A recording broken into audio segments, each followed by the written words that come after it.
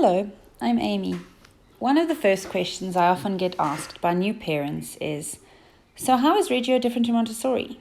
So let's unpack the two philosophies of education and try and get a little bit of clarity. The Reggio Emilia approach was first developed in the city of Reggio Emilia by the parents as a response to the end of World War II.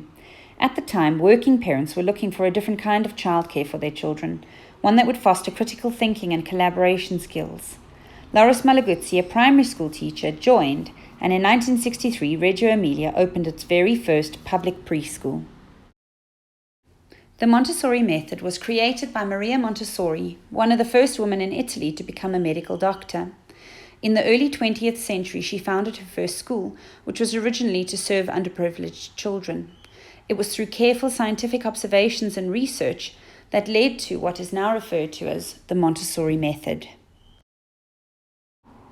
So let's talk about the image of child. When you close your eyes and you think about a child, what pops into your mind? The Reggio Emilia approach sees the child as a capable and competent learner, one who already has a vast knowledge. Their rights and strengths are recognized, and the approach is based on the belief that children themselves should be given a voice in the direction and content of their learning, in order to ensure that they find their learning meaningful and joyful. Loris Malaguzzi said it's necessary that we believe that the child is very intelligent, that the child is strong and beautiful and has very ambitious desires and requests. This is the image of child that we need to hold. Instead of always giving children protection, we need to give them the recognition of their rights and of their strengths. Maria Montessori believed that children are natural learners who absorb information like sponges. She too believed that all children have the potential to learn in a rich, structured, prepared environment. She said, children are human beings to whom respect is due, superior to us by reason of their innocence and of the greater possibilities of their future. Let us treat them with all the kindness which we would wish to help to develop in them. She had a large drive to educate children for a peaceful future and saw each child with the potential to become peaceful leaders of the future. She said, averting war is the work of politicians, establishing peace is the work of education. So let's have a look at the third teacher and the prepared environment. The Reggio-inspired class is a place where magic happens. The school environment is seen as the third teacher, and it has the potential to teach the children even when the teachers are not. The Reggio approach believes that children's intellectual curiosity should always be rewarded with an inspiring environment filled with possibilities for wonder. It is rich in materials to explore, discover, and to theorize, and to express themselves in as many ways as possible. The child has 100 languages through which they can express themselves and their ideas, including words, drawing, numbers, dance, painting, building, sculpture, shadow play, pretend play, collage, drama, music, and much, much more. Every child has the capacity and the right to learn using the many different languages. The Reggio approach supports a social constructivist philosophy and focuses on teamwork in small groups. We speak about each one teach one, and the children and teachers all learn together, helping each other. Each child's ideas and views are respected and celebrated. Maria Montessori developed a range of scientifically designed materials for children to work with independently that spoke to their inner drives. These materials are set out in a prepared environment which promotes beauty and calm. Montessori believed that children are naturally drawn to order if given the correct environment, and the Montessori materials are scientifically designed to teach the children a set of curriculum using concrete hands-on tools. One of the key differences between the two philosophies is that Montessori schools do not encourage fantasy play. In fact, it's seen as a hindrance before the age of 6. Montessori materials teach only one skill at a time to provide children with the opportunity to master key learning outcomes through repetition and practice.